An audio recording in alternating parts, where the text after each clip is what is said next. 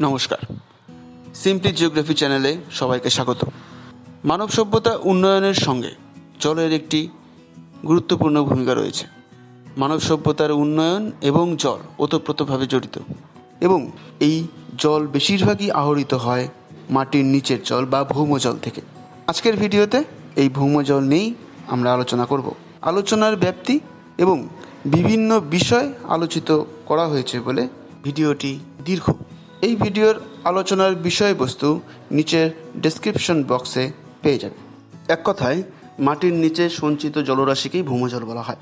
বিভিন্নভাবে জল যখন মাটির নিচে বা ভূগর্ভস্থ শিলা যখন জল দ্বারা সম্পৃক্ত হয়, তখন তাকে ভৌমজল বলা হয়।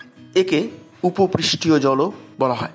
মাটির নিচে এই ভৌমজল কুয়ো এবং নলকূপের মাধ্যমে আহরণ করা হয়, এবং তার দ্বারা আমাদের দৈনন্দিন জীবনের বিভিন্ন কর্মকাণ্ড, পানীয় জল, জলসেচ, শিল্পক্ষেত্র, বিভিন্ন ক্ষেত্রে যে জলের চাহিদা, সেই চাহিদা পূরণ হয়। মাটির নিচে এই ভৌমজল বিভিন্নভাবে সঞ্চিত হতে পারে। সবথেকে প্রধান সেটি হচ্ছে আবহিক জল।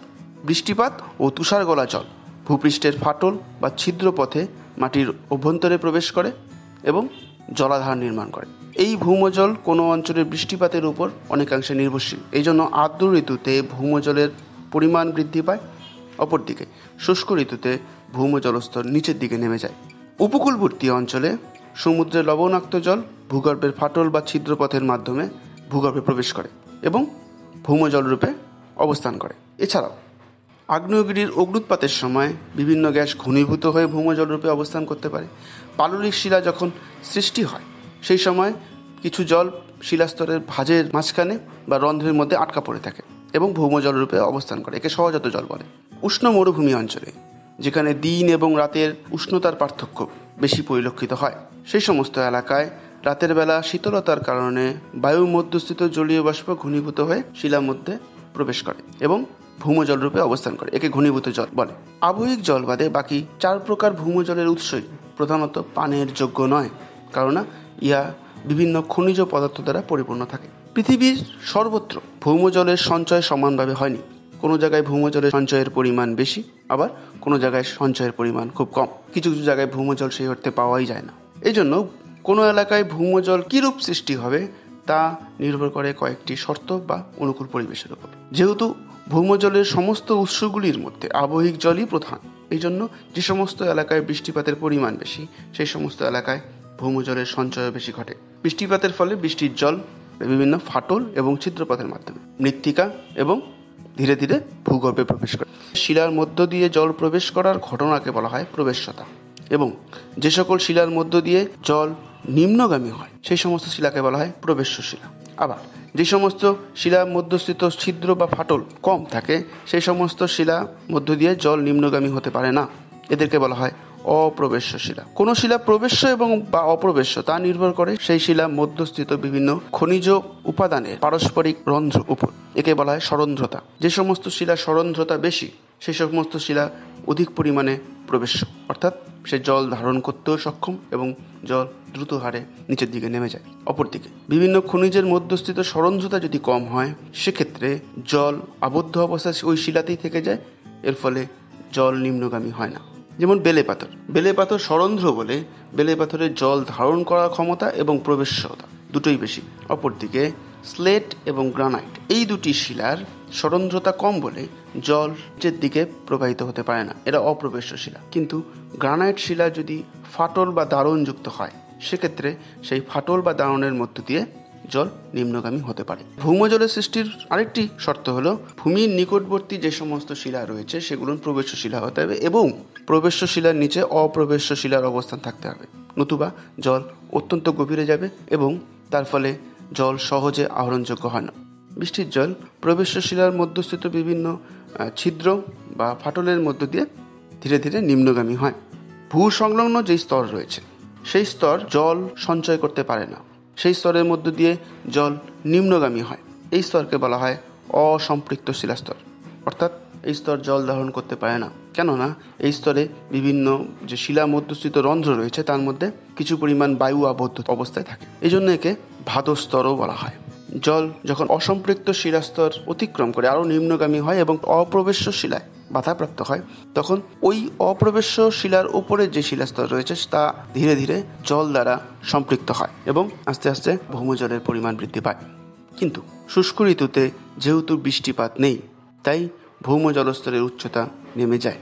এই আর্দ্র ঋতুতে যেই অংশে জল সঞ্চিত থাকে কিন্তু শুষ্ক ঋতুতে জল সঞ্চিত থাকে না, বা অসম্পৃক্ত শিলাস্তরের ঠিক নিচের যে স্তর যেটা আংশিকভাবে ভৌমজল ধারণ করতে সক্ষম, তাকে বলা হয় সবিরাম সম্পৃক্ত স্তর।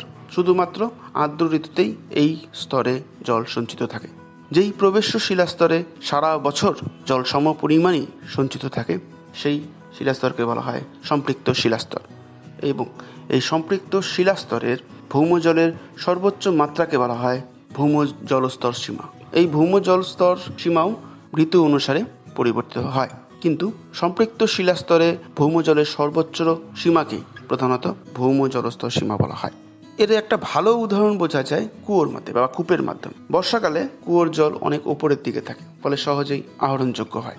কিন্তু যত শুষ্ক ঋতু আসে বা বর্ষাকালে পরে আস্তে আস্তে কুয়োর জল নিচের দিকে নামতে থাকে। শীতকালের শেষ দিকে এবং গরমকালের শুরুর দিকে অনেক কুয়ো শুকনো হয়ে যায় বা কুয়োর জল একদম নিচে থিতিয়ে পড়ে। এই কুয়োর জলের এই উঠানামা দিয়েই ভৌম জলস্তরের যে উঠানামা সেটা ভালোভাবে পরিলক্ষিত হয় এবং সবিরাম সম্পৃক্ত স্তর সম্বন্ধে একটা সুস্পষ্ট ধারণা জন্মায়।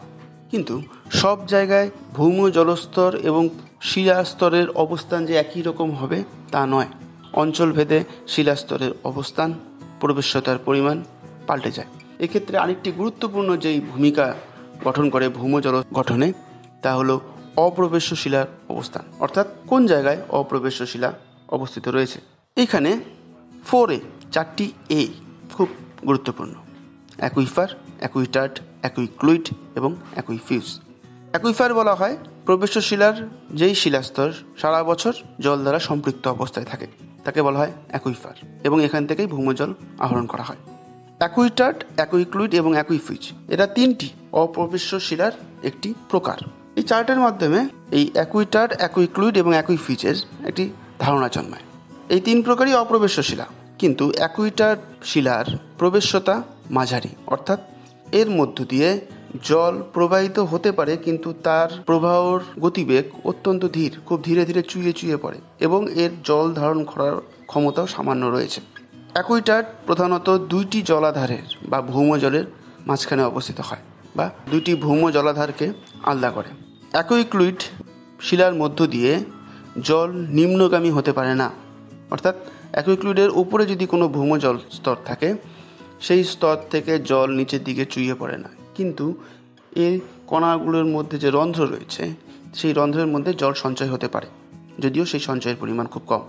অ্যাকুইফিউজ অ্যাকুইক্লুইডের একটি ধরন, যে সমস্ত শিলার কোনো ধরনের ছিদ্র, ফাটল বা দারণ থাকে না, সেই সমস্ত শিলাকে বলা হয় অ্যাকুইফিউজ। ফলে এই শিলায় জল নিম্নগামীও হয় না, অর্থাৎ প্রবেশ্যতা থাকে না, এবং এই সমস্ত শিলার জল ধারণ করার ক্ষমতাও সেই অর্থে থাকে না।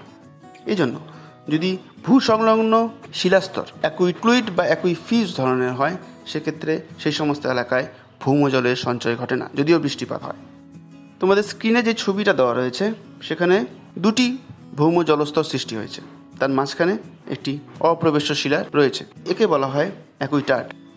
এর উপরে যে জলস্তর রয়েছে তার থেকে জল চুইয়ে চুইয়ে নিচে স্থায়ী ভৌম জলস্তর গঠন করে। অপরদিকে যেই অপ্রবেশ্য শিলা জলস্তরকে নিচের দিকে যেতে বাধা দেয় তাকে বলা হয় অ্যাকুইক্লুইড বা অ্যাকুইফিউজ। যেহেতু অপ্রবেশ্য শিলার অবস্থান ভৌমজলকে অনেকাংশে নিয়ন্ত্রণ করে, এই জন্য ভৌমজলকে 2 ভাগে ভাগ করা হয়, একটি আবদ্ধ, একটি উন্মুক্ত। যে সমস্ত ভৌমজল ভূপৃষ্ঠের সঙ্গে উন্মুক্ত অবস্থায় রয়েছে, অর্থাৎ ভূপৃষ্ঠের জল সরাসরি ওই ভৌম জলস্তরে বা সম্পৃক্ত শিলাস্তরে এসে পৌঁছায়, সেই সমস্ত ভৌমজলকে বলা হয় উন্মুক্ত ভৌমজল। অপরদিকে যেই ভৌমজল 2টি অপ্রবেশ্য শিলার মাঝখানে আবদ্ধ অবস্থায় রয়েছে তাকে বলা হয় আবদ্ধ ভৌমজল। ভূগর্ভে কোনো অপ্রবেশ্য শিলার যদি কোনো উদ্ভিদ থাকে এবং সেই উদ্ভিদের শিলার প্রকৃতি যদি অ্যাকুইক্লুইড বা অ্যাকুইফিউজ হয়, সেক্ষেত্রে জল সেই উদ্ভিদের উপরেই সঞ্চিত হয়, যদিও এই উদ্ভিদের পরিমাণ এবং ভৌমজলের সঞ্চয়ের পরিমাণ অল্প। এই ধরনের ভৌমজলের সঞ্চয়কে বলা হয় পার্সড ওয়াটার বা দণ্ড ভৌমজল। এটিও একটি ভৌমজলের প্রকারভেদ। ভিডিওটি যদি ভালো লাগে তাহলে অবশ্যই লাইক, শেয়ার এবং সাবস্ক্রাইব করতে ভুলবে না। এর সঙ্গে বেল আইকনটি ক্লিক করবে যাতে ভূগোলের বিভিন্ন বিষয় সম্বন্ধীয় ভিডিও সহজেই তোমাদের কাছে পৌঁছে যায়। ধন্যবাদ।